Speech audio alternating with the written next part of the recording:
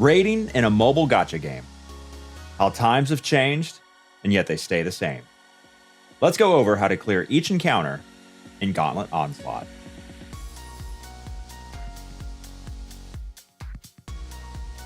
First encounter is called Break-In. It's essentially the Crota's End bridge encounter from Destiny 1 and Destiny 2. Overview of this encounter is you grab a buff, cross the bridge, you destroy breakers. Repeat that. Recommended heroes for this encounter with Arc and Void shields only and no DPS needed. Ningfei and Gwen are my favorite for ad clear, but your team comp should consider heroes that can handle spread and impact Shinkas. These spawn on the plates. This limits you to Gwen, Wolf, Yolder, Maru, Finala, Atal, and Ikora, and my favorites are Gwen and Maru. I use Ningfei in this video, which doesn't handle the Shinkas. Oh well.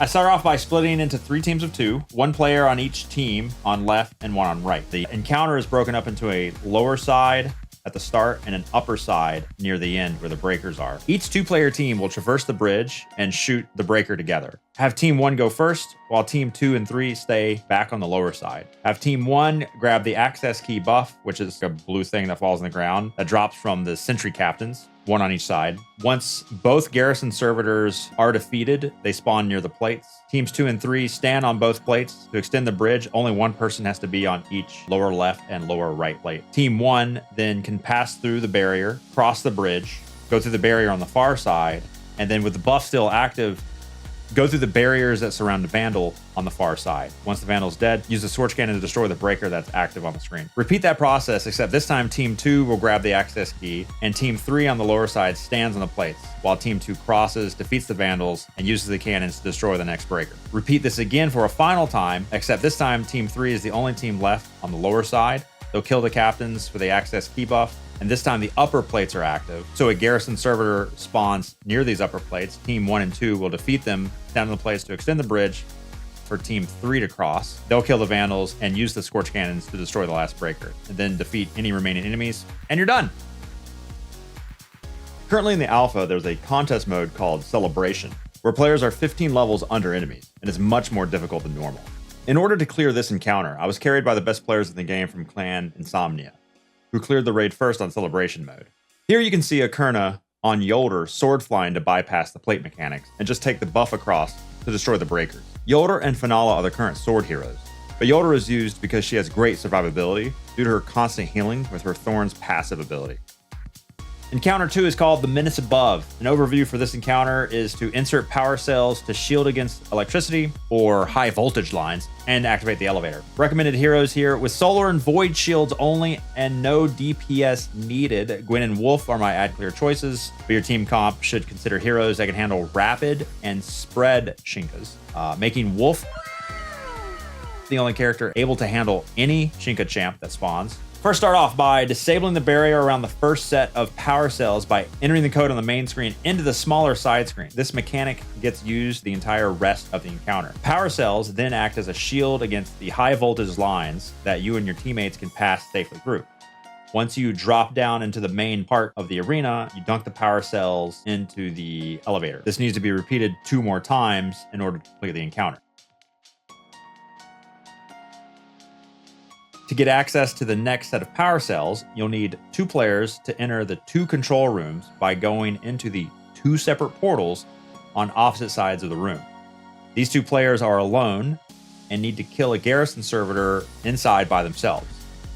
That unlocks their main screen's code, where they'll then need to enter the correct passcode, which will teleport in outside players once the outside has finished their job. On the outside, the remaining 4 players will kill a rapid-fire servitor Shinka that unlocks the 2 main screens passcodes that get entered using the smaller side screens. Once outside passcodes are correctly entered, the outside 4 will teleport into the 2 control rooms to help the inside players out. For this part of the encounter, your team should have at least 1 rapid-fire hero, like a Ningfei or an Estella, on the outside to deal with the 2 rapid-fire Shinkas. On the inside, there are 2 spread Shinkas. To best handle them, either have your spread weapon heroes go into the portals initially, or, and this part is slightly complicated, hard to understand, have 2 spread heroes on outside duty, each enter 1 piece of the passcode on one side. If a player enters a part of the code on a side, they are guaranteed to be teleported into that side.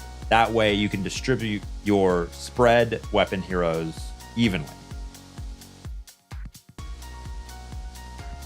Inside, Scorched Vandals need to be defeated so cannons can be used to destroy the 4 circuit breakers. That will let you access the power cell and open the gate. Use the power cell again to protect teammates while traversing the high voltage lines. For teammates not holding the power cell, I'll remember to focus on Overseers that if left alone will trap you in a barrier. If you're holding the power cell, you can also drop it to help out with ad clear. You'll eventually come to a spread Shank Shinka that once defeated will spawn Scorched Vandals. Use a cannon to destroy the circuit breakers and continue back to the central arena. Deposit each power cell into the elevator. Repeat this whole process one more time, and the elevator will be activated and the encounter complete.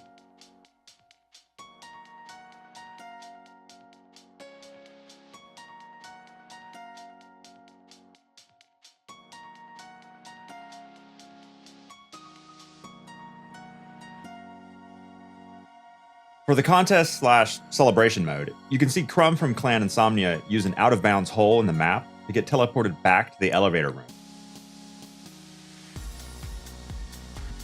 teleporting us back, allowing us to skip the traversal section. Encounter number 3, Issakis Tabernacle. This is the boss encounter, the only encounter requiring DPS.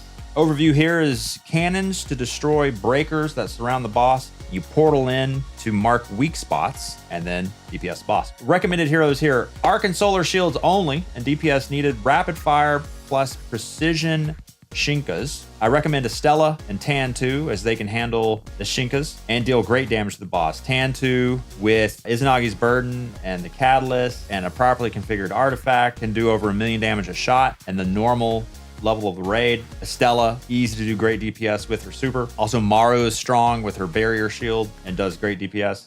Breakdown. Once you drop down, 2 Precision Vandal Shinkas spawn on either side of the boss. Once they're defeated, the boss jumps to the left. Note that while the boss is on the left or the right side, it occasionally sends out an arc wave of damage. Standing on boxes will put you above this wave during the first phase of damage. However, if there's a second phase, the arc wave is higher and you'll still need to jump, not take damage from that arc wave. 2 Scorched Vandals will spawn, use their cannons to again destroy the circuit breakers. Boss will then jump to the right side, repeat what you did on the left with the cannons and the breakers. The boss will then jump to the middle and a rapid fire servitor Shinka will spawn on either side, opening a portal once defeated.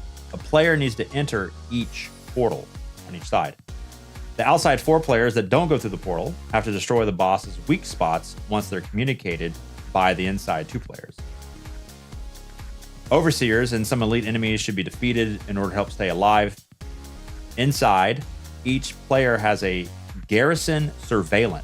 This is a servitor that needs to be defeated in order to unlock the screen. Each inside player's screen will display a weak point on the boss that the outside players will need to do damage to. To communicate the weak spot, the ping button can be tapped or clicked, and a radial dial opens up for them to choose the correct choice that shows up as a card display on the top right of everyone's screen. So no more do we have to make up call-outs. The game just does it for you.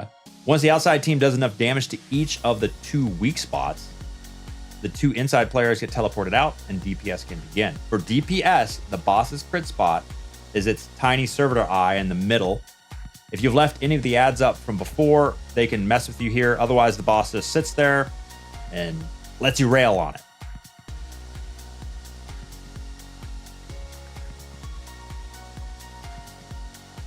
For contest/celebration mode, the recommended composition for boss is 1 Estella, 1 Maru, and 4 Tantus running Izanagi's with a skill tree of 4 out of 6 for the Afterglow passive that adds additional precision damage. I was able to get my clear with 2 Estellas, 2 Tans, a Maru, and a Gwen.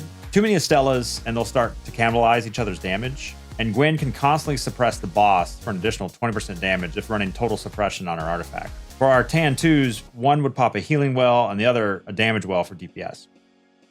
Let me know what you thought of the raid guide and where I could improve. Subscribe if you want to keep up to date on below average content. Peace. GG's. Raid boss on celebration mode. Let's go. Not a single death. Not a single death? Huh? Flawless? Yeah, I think so. Oh, yeah, I don't think anyone died. Let's go. I didn't get the